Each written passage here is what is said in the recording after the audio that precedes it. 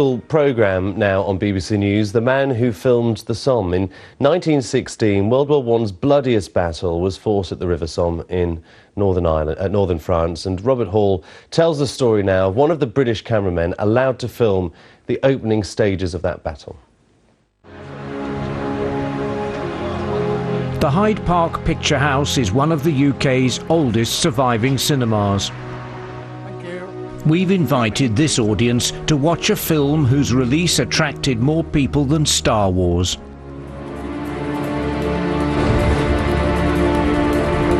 A film that captured the horror and the humanity of a great European battle.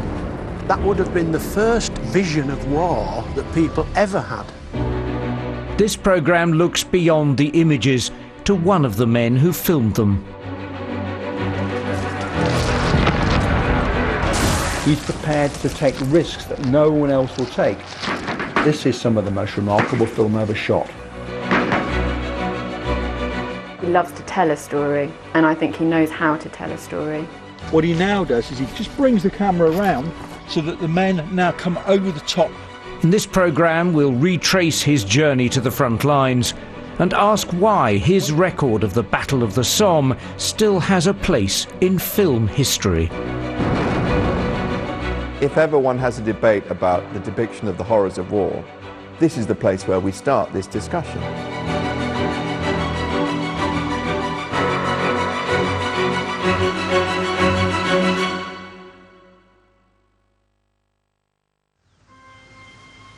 Across the rolling farmland of the Somme, Europe has remembered the fallen.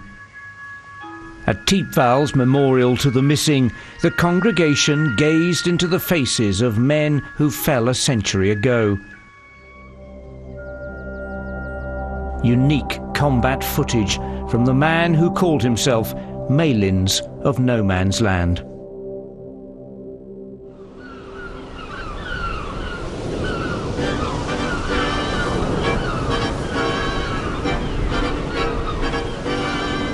The fashionable Sussex resort of Hastings, a world away from the storms which were gathering across Europe.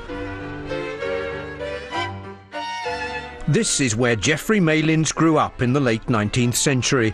One of a large family, he'd started work as a photographer, and he was determined to make something of himself. He's charming, definitely, a real entrepreneur from his time, and full of energy, really got that, and a real artist in his own right. He worked commercially as well as doing lots of private portraits and things like that. He was very much involved in the community that he was working in at the time, and that he was very much wanting to better his career, if you like, so he took opportunities when they came up, and he took them with kind of enthusiasm and excitement. Taking a good studio portrait requires a good deal of skill and imagination. As a portrait photographer, Malins would have acquired quite a number of useful studio skills, a good working understanding of the technologies of film and cameras. Malins was undoubtedly an ambitious man. He was very keen to make a go of whatever he tried at. He was also a very good self-promoter. And within a few years, Malins, ever the entrepreneur, had spotted a fresh opportunity.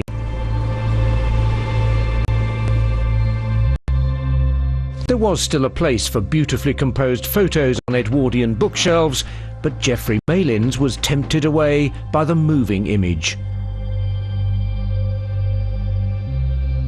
It was called kinematography, and it gave people a mix of drama and comedy.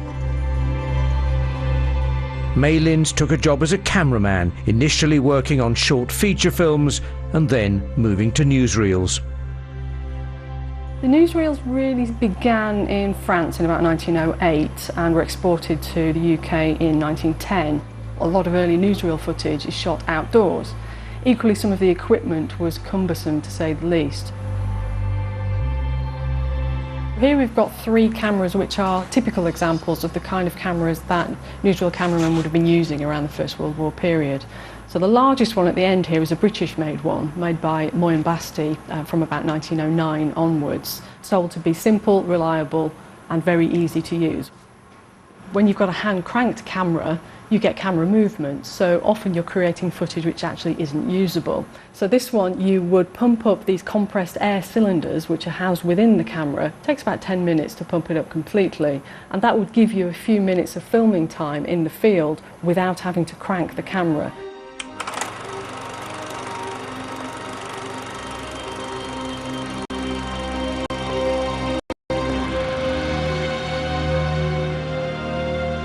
In 1914, newsreel companies were scrambling to cover a breaking story in mainland Europe. Geoffrey Malins' first opportunity to prove his worth as a news cameraman had arrived faster than he could have imagined.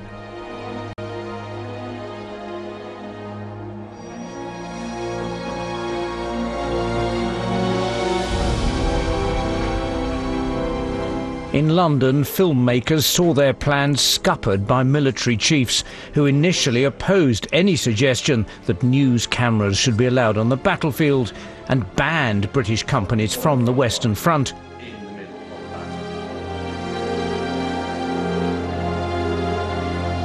But as the armies dug in, the need for effective propaganda brought a change of heart.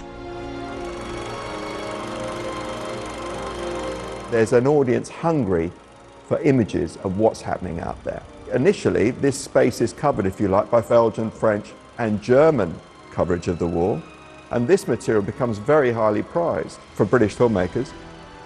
So they're applying pressure on the British Army and the state to be more relaxed about its attitude. And finally, by the autumn of 1915, there's an agreement, first of all, that correspondents and stills cameramen will be allowed, and then by October 1915, 2 cine cameramen, 2 commercial newsreel cameramen are sent over to France.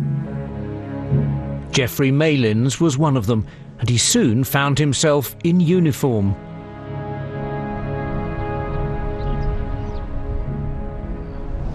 Over the next few months, he travelled throughout northern France and Belgium, sending a series of dispatches back to the editing rooms in London. They are conducted everywhere by military intelligence officer in charge of press. Now, if they want to get anywhere, you have to have a military vehicle, and apparently the vehicle is only available to them in 3 days out of 5. They are totally reliant on the army to move around the Western Front. Not only is it quite inaccessible physically, it's bloody dangerous.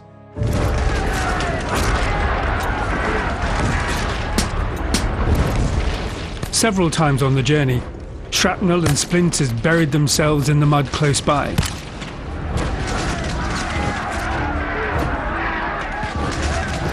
When I reached the firing trench, all our men were standing to arms, awaiting their orders. I placed sandbags on either side of the camera and started to film.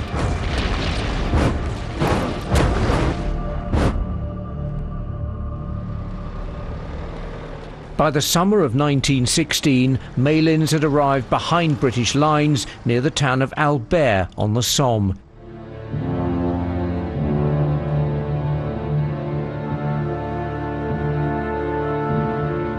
He and a colleague, J.B. McDowell, began filming the preparations which were underway for what was termed the Great Offensive. Malins was told that he was being given a chance to watch history being made.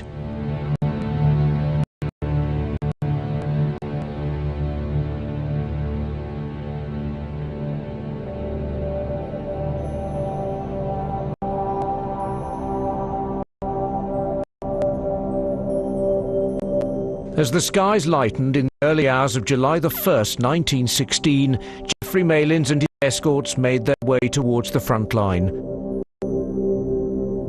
Around them, tens of thousands of men, French and British, were waiting for the signal to attack.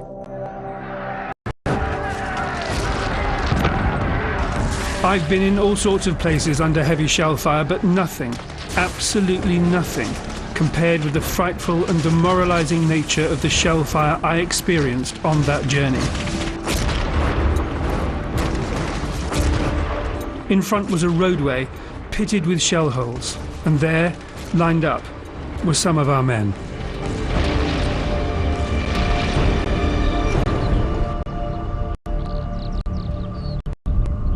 Where we are now at Beaumont is at the northern end of the entire attack. The whole thing extends a bit to our north and then down to the south, about 18 miles.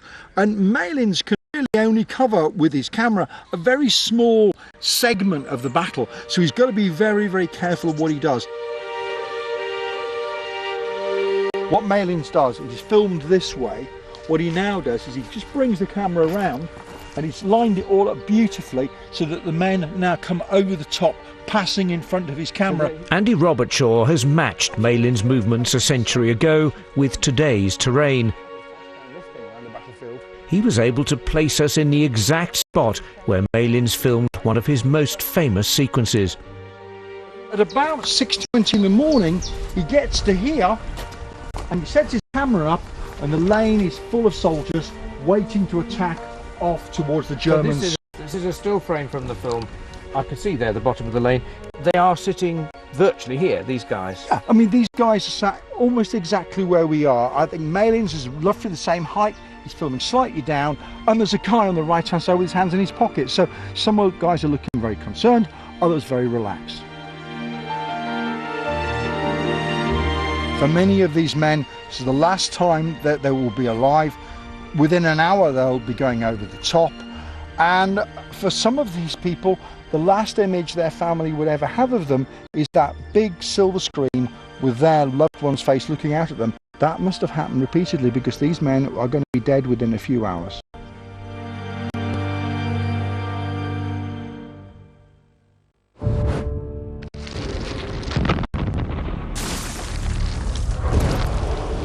An hour later, Malins and his party scrambled into position as engineers prepared to detonate a huge mine under the German trenches. Time, 7:19 a.m. My hand grasped the handle of the camera. I set my teeth.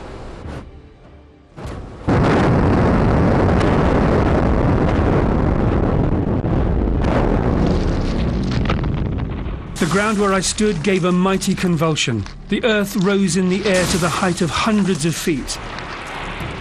With a horrible, grinding roar, the earth fell back upon itself, leaving in its place a mountain of smoke.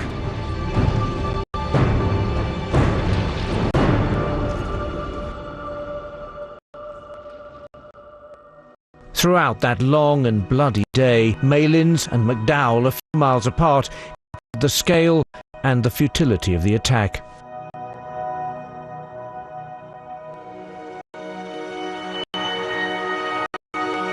Shell after shell crashed in the middle of them, leaving ghastly gaps, but other men quickly filled them up, passing through the smoke and over the bodies of their comrades.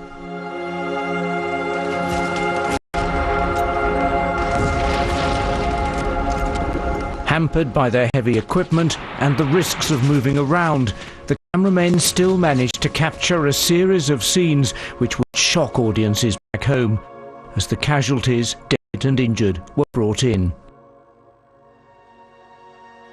Scenes crowded in upon me, wounded and more wounded. Men who a few hours before had leapt over the parapet full of life and vigour were now dribbling back, some of them shattered and broken for life.